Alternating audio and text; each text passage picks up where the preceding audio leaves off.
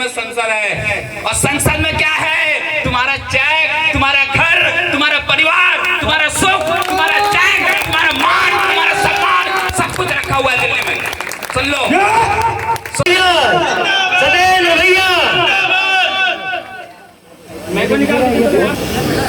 सब लोग बैठे आगे से आप लोग समय वो दे दें।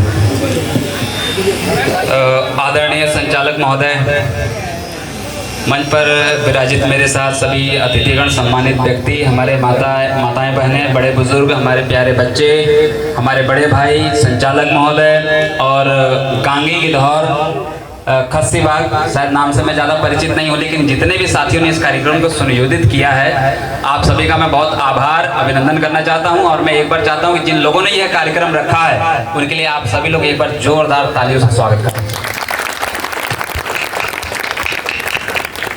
सबसे पहले मैं आप सबके तरफ से अभिवादन मैं कर रहा हूं। मैं जिलाध्यक्ष सत्येंद्र कुमार।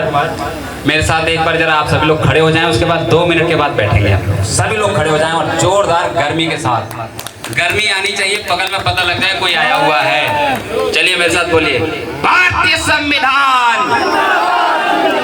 हाथ ऊपर करिए, हाथ ऊपर करिए, हाथ जैसे जयकारा लगाते हैं माता दी जलाने का, ऐसे हाथ ऊपर करिए, बोलिए भारतीय संविधान, भारतीय संविधान, बाबा साहब अमर रहे,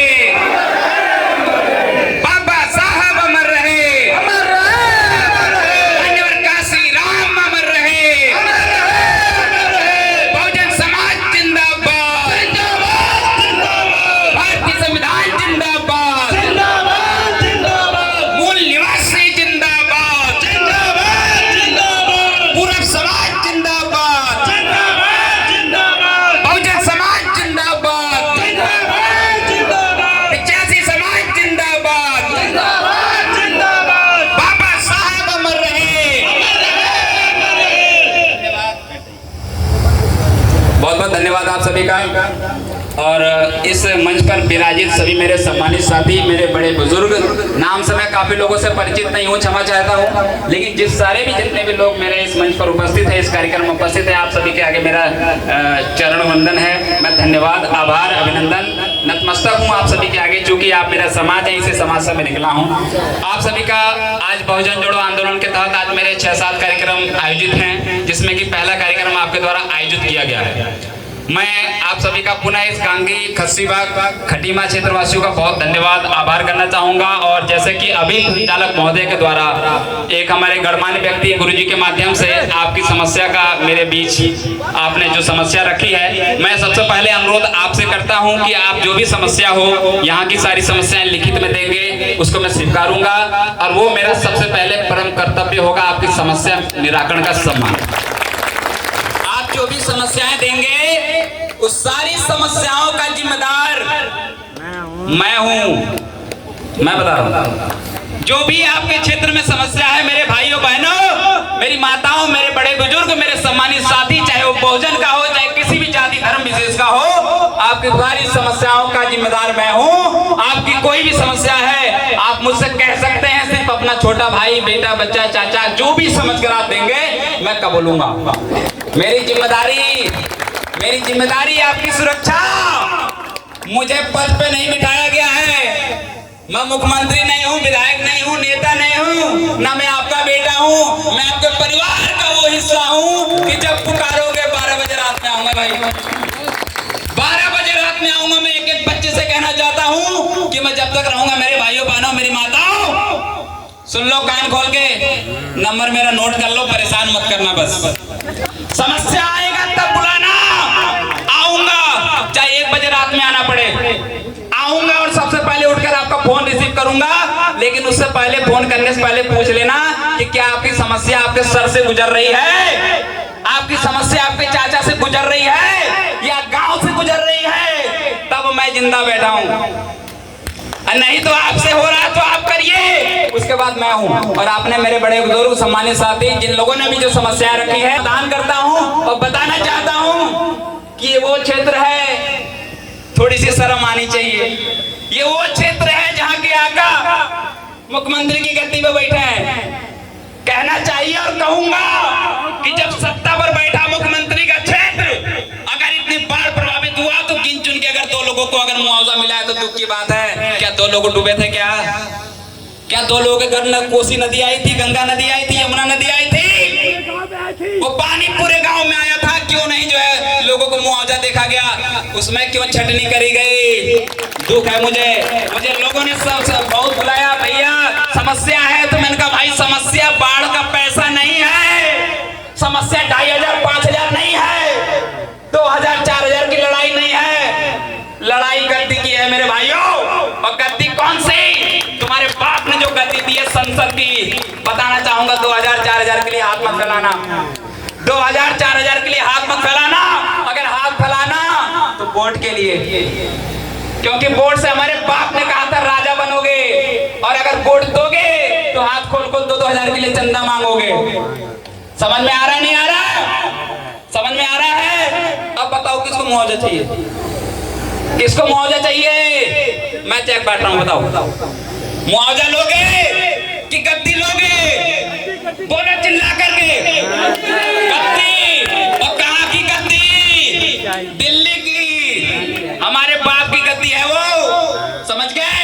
85 बहुजन, 85 कौन है? बहुजन है, और 85 पीड़ित है, 85 भीख मांग रहा है, 85 का शोषण हो रहा है, 85 तड़प रहा है, 85 का तेज मर रहा है, उसको कोई पूछने वाला नहीं है।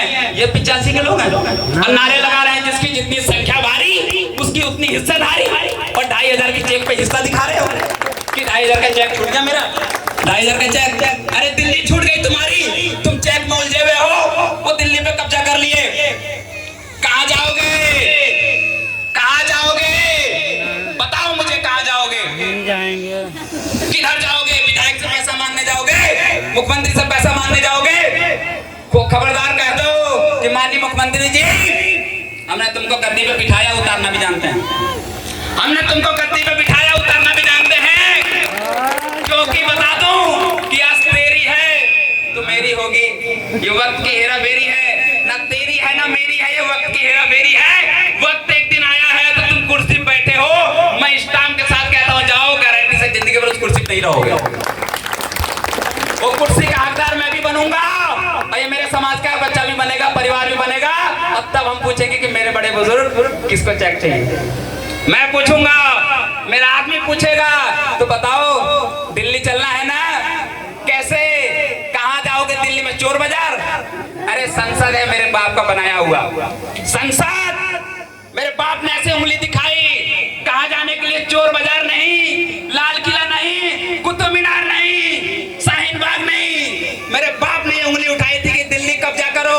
सुन लो, अब खुल के कह दे रहा हूं, खुल के कह रहा हूं, जिस दिन गद्दी पे आप बैठोगे ना, चाहे वो कोई सा बिरादरी का पांव छू के कहेगा बाबूजी थोड़ा सा मेरा ट्रांसफर का थोड़ा देख लीजिएगा। समझ गए? अरे सुन रहे हो? सुनो कान खोल के, मैं आज आया हूं, फिर नहीं आऊंगा, शायद क्या पता कौन सा वक्त मिले या ना मिले, क्योंकि मैं आज वर्तमान में 130 दिन से धरने पे बैठा हूं। किस लिए? मैंने बहुत लड़ाई लड़ी, कितने मुकदमे मेरे पर दर्ज है आप सबको पता है, गुंडा से लेके 12-13 मुकदमा मेरे पर दर्ज कर दिया गया, मुझे इतना डराया पिटाया गया, 12 बजे रात में मुझे 50-60 पुलिस के द्वारा उठाकर मारा पीटा गया था, सबको पता होगा, और आप सब लोगों ने मुझे बचाया है। सौगंध मुझे इस मिट्टी की, मैं कह रहा हूँ, ये मोदी जी नहीं कह रहे, मोदी जी नहीं कह रहे, मैं कह रहा हूँ, सौगंध मुझे इस मिट्टी की कि मैं बहुजन समाज को झुकने नहीं दूंगा। सौगंध मुझे इस मिट्टी की कि मैं बहुजन समाज को नहीं झुकने दूंगा, और सौगंध मुझे इस मिट्टी की, अगली लाइन गौर से सुन लो और अच्छे से वीडियो बना लो, माननीय मुख्यमंत्री जी, विधायक जी, जितने भी तंत्री संतरी होंगे भेज दो कि सौगंध मुझे इस मिट्टी की, मैं बीजेपी को आगे नहीं जीतने दूंगा। इसलिए नहीं जीतने दूंगा क्योंकि इसके छान में, इसके शासन में हमारा ना सम्मान रहा, ना मान रहा, ना स्वाभिमान रहा, ना संविधान बचा, और जिसका संविधान खत्म उसका ना मान सम्मान कुछ नहीं, वो आदमी खत्म। क्योंकि मेरा जब सम्मान नहीं रहा, मुझे अगर कुर्सी नहीं मिल सकती एक ऑफिस में, डीएम साहब की उसमें, तो मुझे जीने का कोई अधिकार नहीं है। मेरा अधिकार, किसी भी कार्यालय में आप जाओ, आपको तुरंत वहां कुर्सी रखी हुई है, आपको ठंडा पानी रखा हुआ है, लेकिन आप वहां घुस नहीं पाएंगे, आप घुस नहीं पाएंगे। इसलिए मैं कहना चाह रहा हूं कि जिस दिन शासन हमारा होगा, उस दिन राज हमारा होगा, उस दिन आदेश हमारा होगा, उस दिन कलम हमारी होगी, उस दिन संसद हमारा होगा, लोगों से पूछेंगे कि आप लिस्ट बनाओ बाढ़ में कौन डूबा। बीजेपी वाले तो नहीं डूबे, बीजेपी वाले हम पूछेंगे और हम भेदभाव नहीं करेंगे। हम कहेंगे बेचारे अगर वो हैं तो उनका भी लिस्ट बनाओ और एक एक आदमी का मुआवजा मिलना चाहिए।